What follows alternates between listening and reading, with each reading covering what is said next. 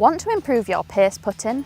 I met up with ex-European Tour Pro and Golfer's Sixth Sense author Markus Westerberg to get his best putting tips and drills. So Hannah, there are basically two components to putting. There's speed and there's direction. Which is most important? I'd say it depends on the length of the putt, but generally probably speed. It very much does. So we have here about a 20-foot putt, and I would like you to hit 4 putts, and we'll see if it's more difficult to get the right pace, right speed, or the right direction.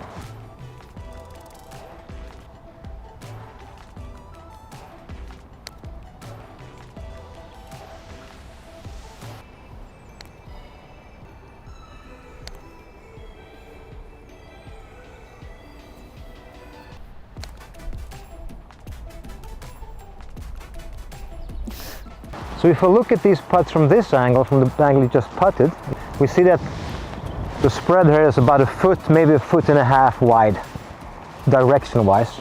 And if we look from this angle, the spread in distance, in speed, is, what would you say this is, 6 feet? Yeah.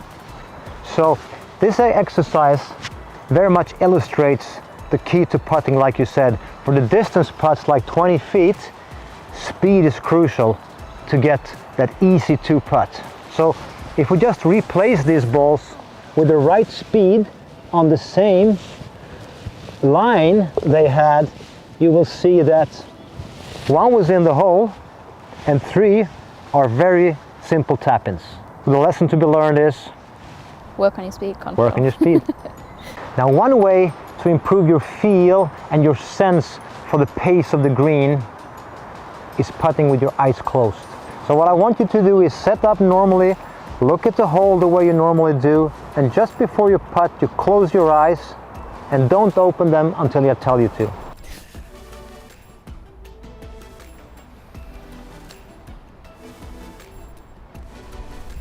So now you can look. Okay. Do it one more time, and this time I'm going to ask you to guess where the ball has stopped before you look. Short of the hole, around the hole, or past the hole.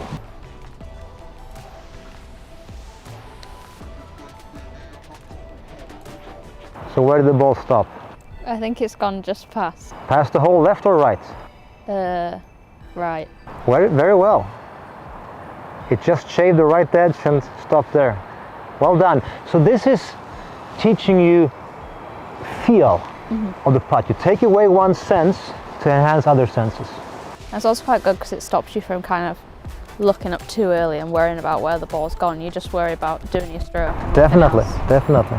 So if someone wants to work on their strike with their putting, why would you give them a pitching wedge?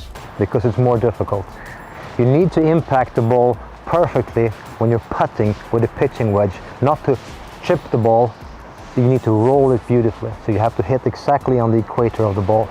So presumably people would use this with kind of their normal putting grip. Exactly. Normal stance for putting, normal putting grip, just roll the ball with a pitching wedge.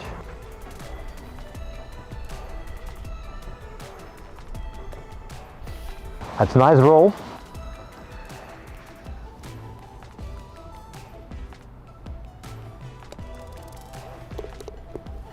You can feel how it just get the pendulum motion really well, even though you wouldn't expect it to. So it takes a while to get used to, but using your pitching wedge is better than your sand wedge because your sand wedge has a rounded front edge. The pitching wedge is straighter to get the ball rolling straighter towards the hole. We talked about making practice harder to improve faster. One way to do that, one simple way to do that, is do one-handed putting. So I want you to do now, putt with only your left hand, putt with only your right hand, and then putt normally with 2 hands.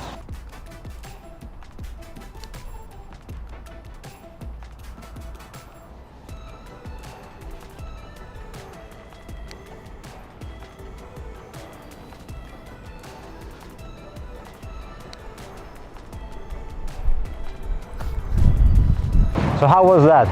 Definitely feels a lot more unstable with one arm. Exactly, and that's the purpose. And when you got back to holding your normal grip, Felt a lot easier. looked like privilege using 2 hands.